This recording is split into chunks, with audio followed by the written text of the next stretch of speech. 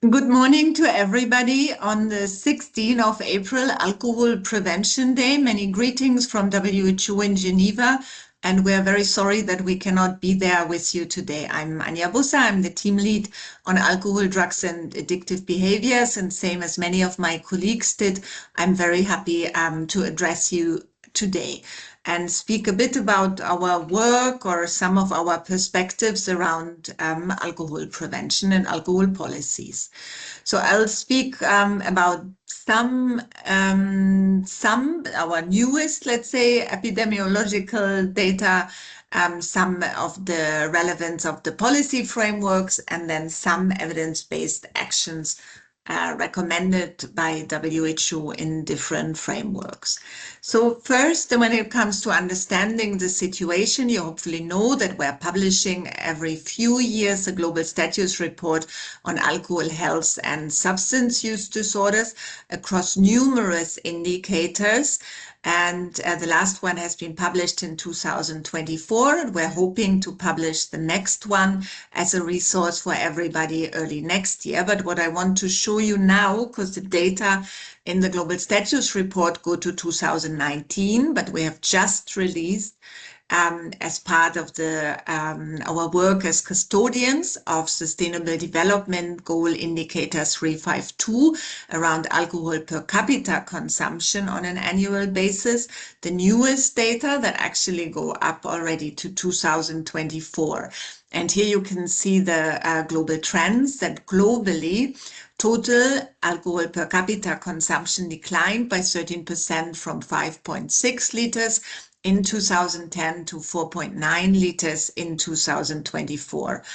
While the WHO European region, where you are based, had the highest APC at 8.9 liters per capita in 2024, also here, a decline by 14% since 2010 could be noted.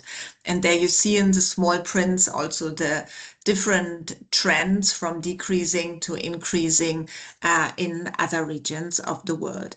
And this data is now available on the database of the SDGs. So I will not go into additional monitoring data just for sake of time, but wanted to share the new ones with you.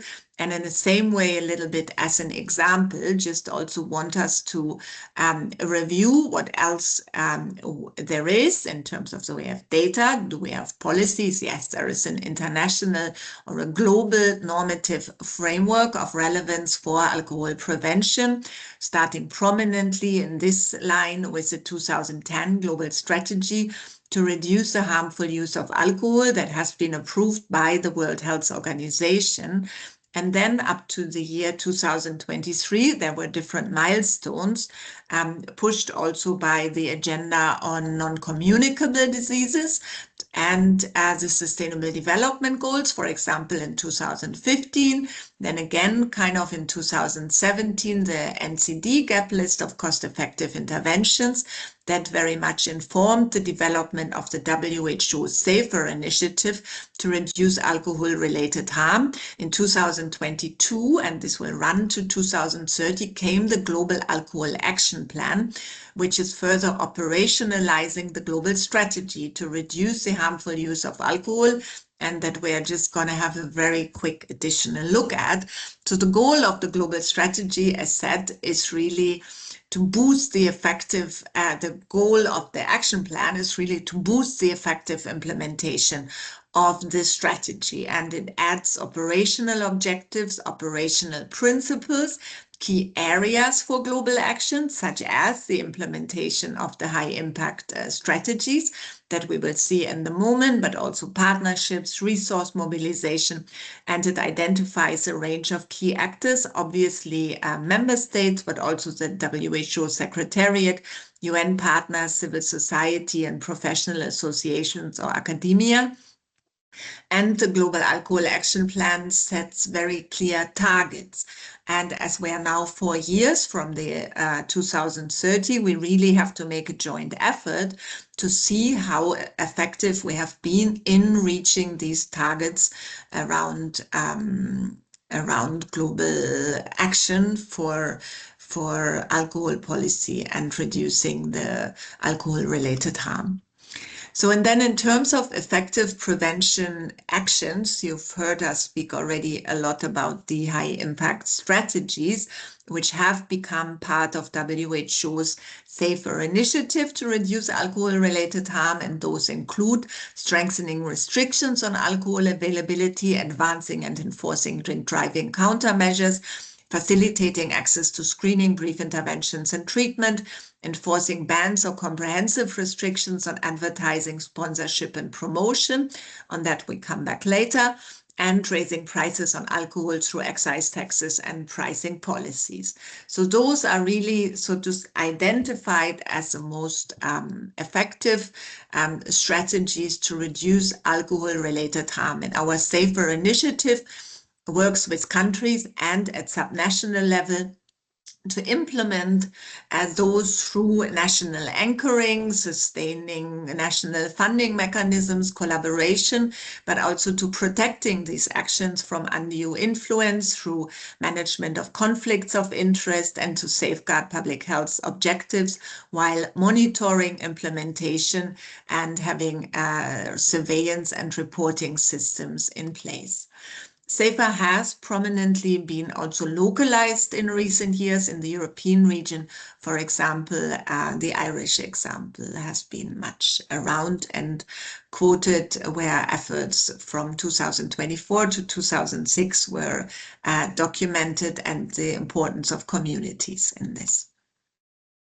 I just want to let you know that this year we are going to publish a Safer Status report that really summarizes all these amazing experiences from countries at subnational level, at municipalities, and hopefully also will be inspiring for other countries and regions to follow.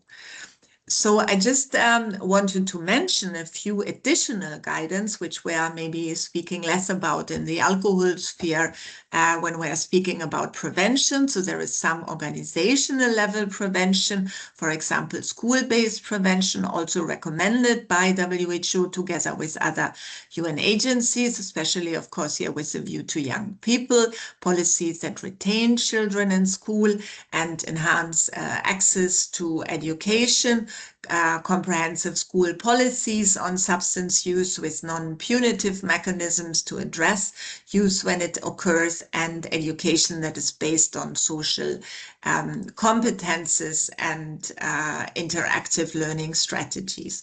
So those are some of the substance use prevention in organizational setting recommendations from WHO.